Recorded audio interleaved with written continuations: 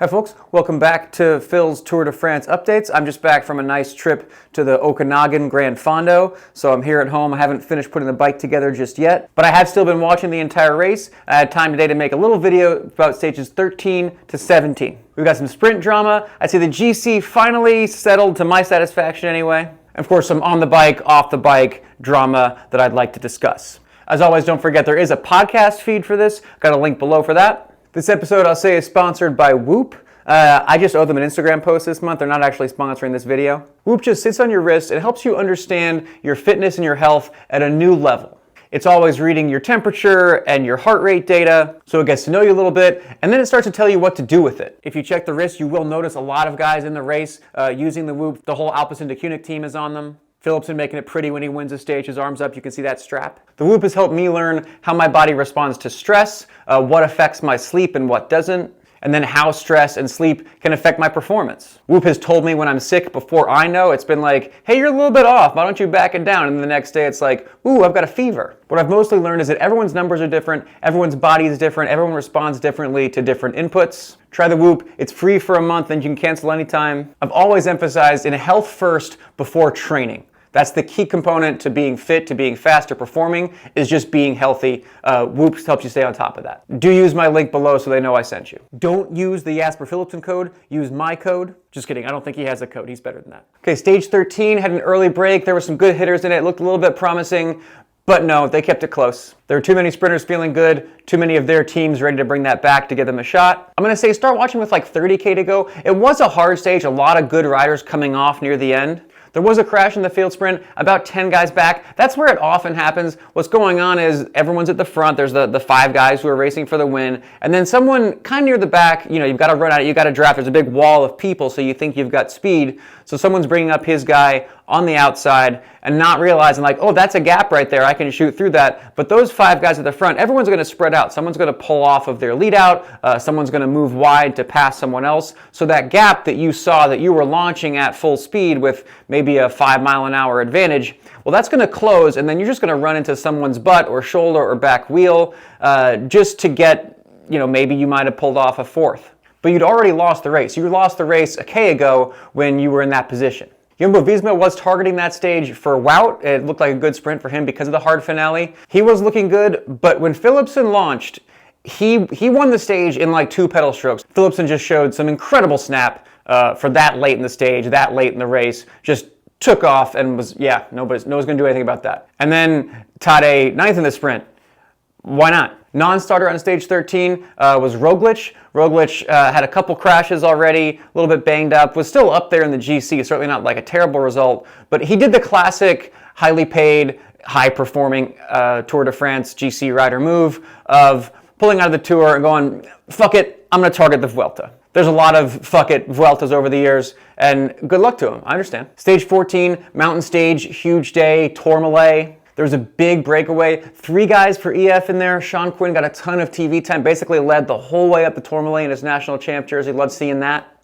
After Tourmalet, the finish was on the Pla de Day, not to be confused with the Pla Bede, which would be disgusting. On this finish, again, on the hard climbs, UAE has numbers. They have a number advantage on Visma and Jonas. The final survivor of the breakaway of the day was Ben Healy from EF. That's who EF was working for. Adam Yates attacked out of the front group and blew by Ben Healy like he was standing still. And then Tadej jumped across to Yates like he was standing still. Vingegaard tried to respond. He followed the attack. Never got there, of course. Unpopular opinion, there was a lot of conversation that this was perfect genius team tactics by Emirates. I didn't actually see Yates taking a pull for Tadej for more than like 2 or 3 seconds. Like, yes, he put the pressure on the front group, but I'm going to say he helped Tadej 0 seconds to get across the line faster. Tadej got across to him and was like, well, I'm faster than you, so I'm not going to sit here and let Adam Yates take a pull, let Jonas, gain 3 or 4 seconds and then go. He just sort of might have got the draft for like, literally we're talking 10, 15 seconds and then launched.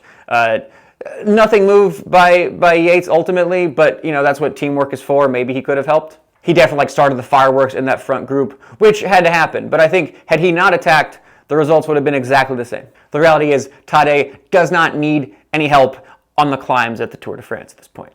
At the finish, kind of small time gaps, to be honest. Jonas, wildly impressive with where he's at, just not being 100%, but still being second at the Tour solidly. I just really can't get over that. He was right there. Remco, honestly, quietly, very impressive ride too by him. Didn't lose much time to those guys on an enormous climbing stage. But that was a kick-ass, exciting stage. Definitely watch that one. I would start at like 20, 25K to go. Stage 15, Pla de Bay. Another big GC stage. Start watching this one around 20K to go. There was another early break, but it never had a chance. They're just keeping them at like 2 to 3 minutes, which is, it seems like a sizable distance with 20, 30K to go. But if there's 20 or 30K of climbing and Tadej and Vingegaard are going to be attacking each other, they're just going to eat so much time out of anybody up the road. I would want 10 minutes if I was in the breakaway to think I really had a chance at the finish on a stage like this, any kind of a hard finale stage. But the pressure on this stage was really coming from Jumbo-Visma. I think their shot, the way they saw it and the way I saw the first few stages where Tadej had the advantage was Tadej was winning on snap. He was winning on little accelerations that he was able to bring a lot of time out of. And there was a chance, there was a possibility, I said this in a previous one, that Vingegaard might have been the strongest on a climb bottom to top. If you remove the snap element, the attack, and then the getting time on descents, Jonas did gain time on the one very hard climbing stage where Tadej attacked a little bit too early. So Jumbo-Visma on stage 15, that was their chance to win the Tour. If they were going to do it, they put their cards on the table. They kept the pressure on all day in the hope that if everyone was beat up, if everyone was tired, if Tadej and Jonas were both going into the final climb super loaded, Jonas would have the advantage and be able to crack Tadej. Their version was not going to be from a late attack. It was going to be from Tadej cracking. So they went for it. Mad respect to that. Matteo Jorgensen was the last one left, but they were just, all their dudes were just putting pressure on the field all day, just winnowing it down, trying to crack Tadej, and it had the opposite effect. They played the right card. That was the only card. You don't know until you play it, but we realized that Tadej was going to win this Tour de France any which way. He cruised up the finale to another stage win. Vingegaard was pedaling squares at the end. He was cracked more than anybody. He was still second place, mind you, respect. But if there were any doubts, if there was any suspense on the GC, I think that finally erased it. The rest of the Tour, it's going to be probably Tadej partying to get more stage wins because he can't help himself and he loves it, with Jonas and Remco doing damage control to keep their GC positions solidified. Maybe they'll finally let a breakaway go. Stage 17, there's a whole stage, not a ton of big climbs, but the whole stage was trending slightly uphill with a couple decent climbs near the end. They finally let a breakaway go. Stage 17, the first breakaway, they got a significant time gap, 8 minutes. But it was a breakaway for the climbers. You had Simon Yates in there, Richard Carapaz. Start watching this one with like 25K to go. This is the classic. You've got the breakaway racing for the stage win, and that's suspenseful. Then you get a little intermission, you get a little break, and then you get, 8 minutes behind, the leaders attacking each other and doing their thing. So this is Simon Yates. Again, this is the Yates brothers. Adam Yates on UAE, Simon Yates on Jayco. Don't get that mixed up. Simon Yates attacks first out of the breakaway, looks really good, and then Carapaz comes across to him, drops him pretty easily. I mean, it wasn't easy. I'm sure it was really hard. I couldn't do it. Carapaz, who wore yellow very early in the Tour de France for EF, now coming in solo for the stage win. A little bit overshadowed by Tadej, who at the same time couldn't help himself a few minutes back and was causing some fireworks out of the GC guys, robbing the TV time. Very greedy move by Tadej. And when Tadej attacks, there was a little bit of a hesitation, a little bit of pain from Vingegaard. Remco noticed it. Remco jumped across to Tadej first. Vingegaard was able to close that gap. Remco saw that advantage though. Remco saw, and he went for a little bit later. It was lumpy. It wasn't a hilltop finish. It wasn't enough time for anyone to do significant damage. But Remco is looking back, and he's got a little over 2 minutes behind Jonas to make up for the GC. He could possibly move up to second, especially with the time trial the final day. So he's thinking, let's keep that pressure on. Tadej is like, I'm not going to worry about Remco being up the road. He's just going to sit on Jonas for a little bit. So Jonas chased Remco, only ended up losing 12 seconds at the end, which, to quote Phil Liggett, every second might matter. I like that. He usually says every second counts. Today he said every second might count. Liggett and Bob Roll have been increasingly, it's very tense between those two. They've been almost openly arguing from, as we get further on, it seems to get worse with those folks. What happens is Liggett's trying to fill time, which is difficult. He'll say something that's just like kind of factually wrong. Early in the race, he said that Remco might disrupt the sprinters on a field sprint day. He might go for it. And Bob Roll kind of couldn't let it go. He's like, no, Remco's never going to do that. That's not going to happen. And they kind of went back, but Liggett won't back down in that moment. Anyway, there's a few of those going on. That's been kind of a fun sideshow for me. It is funny. I like Bob Roll. It's wild to imagine Bob Roll as the voice of reason. Anyway, so Remco went from 2 minutes 10 seconds to 1 minute 58 seconds, something like that, to second overall. Tade launched a sprint, looked devastating, wasn't going to make a difference, but the man had a sprint. He had Jonas in a position to beat him up, and he did. Armchair team director in this stage, watching Tade sprint at the end. I mean, he let Remco go. I think they were racing for a stage win. I believe Tade could have had it. I think Tade is probably already thinking 6 years ahead for when he can take Cavendish's stage win record. If you're him, if you're their team directors, it could be like, well, if we'd not let that breakaway go, if we'd kept it smaller and kept it close, which is what they've been doing this whole tour, this might have been another one that Tade could have smashed. We'll never know. So that'll also be the unanswerable hypothetical. What if they hadn't let a break go today? Who would have won? Unpopular opinion. A couple days ago, I said that I think they should sort of rethink the KOM points so that someone from breakaways can get the KOM. But then seeing Jonas in the polka dots, and technically Tade has both jerseys, which is annoying and complicated and hard to explain to my mom. But seeing the way it goes when yellow is attacking and polka dots is following, it's kind of awesome. It's kind of awesome. I sort of like that the points, at least whatever happened, it enabled that. We got a lot of visibility from those two jerseys. So I take back what I said a couple days ago. The point system is weird. It's all too complicated. The Tour de France is weird and all too complicated. That's part of what's great. So that was the unpopular opinion, because a lot of people agree with me when I said that a couple days ago, and I'm changing my mind. The popular opinion is let more breaks go, for fuck's sake. You know how many teams show up and riders show up and train for this who obviously have no chance of winning a stage in a field sprint, or it's almost everybody. It's almost everybody in that group has no reason to be in the Tour other than maybe they get lucky in a breakaway. That's the suspense that the rest of us get to watch all day, like maybe they will, maybe they won't. This was the only one that we've had this year. There's only a couple more chances left. I want to see breakaways. I want to see some of those names that we forgot were here. What would be the best place to watch on course?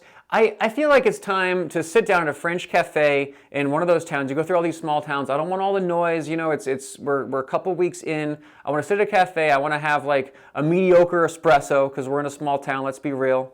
Sit at a cafe, sit on the street, enjoy the noise, enjoy all the caravans. There's 8 million cars that you don't see on TV, and then the follow at the end. That's where I want to be this week. A little French cafe somewhere on course. Surprise winner, I got to give it to Jonas. I just can't believe how well Jonas is doing. Dude was in intensive care.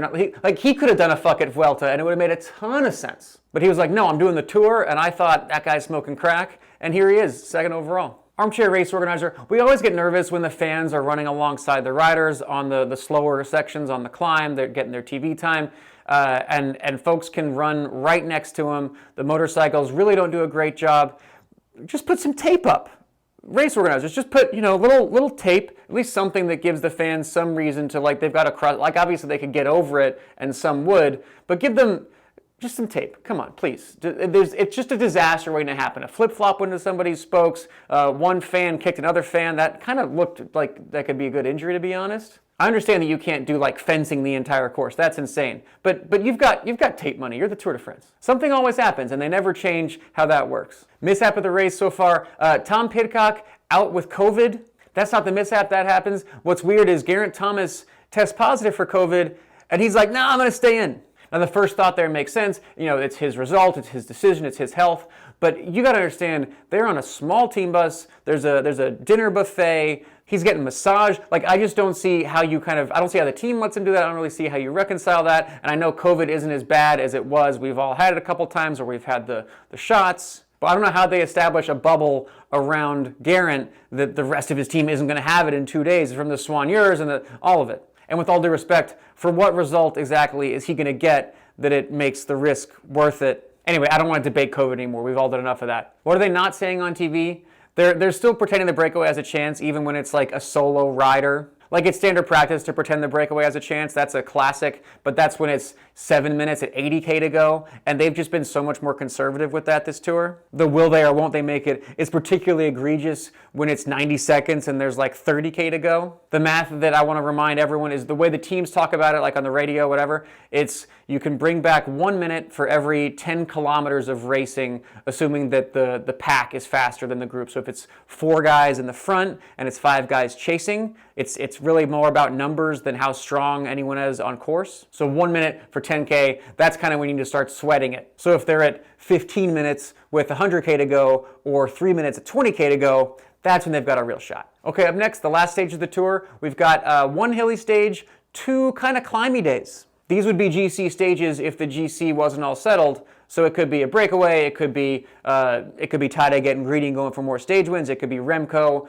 sensing some blood in the water and trying to take the time out of Vingegaard. I think these will be quite watchable. And we could finally see some big breakaways and the battle out of those. And then it'll finally end with an individual time trial in Nice. I'm going to say keep an eye out for that one. After the climbing stages, all that's left is individual time trial. Anyone who doesn't think they can get a result in the time trial or doesn't have a GC result, which again is almost the entire peloton, all those guys are going to be partying the night before. They're going to be going out in Nice. They're not going to care about, like, all I've got to do is finish whatever 20K, 30K time trial within X percent. Like, they could do that, sleep. Those guys basically are going to have their Tour de France after party the night before. So I'm going to be looking out for who looks a little bit hungover during the ITT. All right, that's it for us. I'll check in with you again at the finale. We'll see how it went. Thanks for using my Whoop link. Thanks for watching. See ya.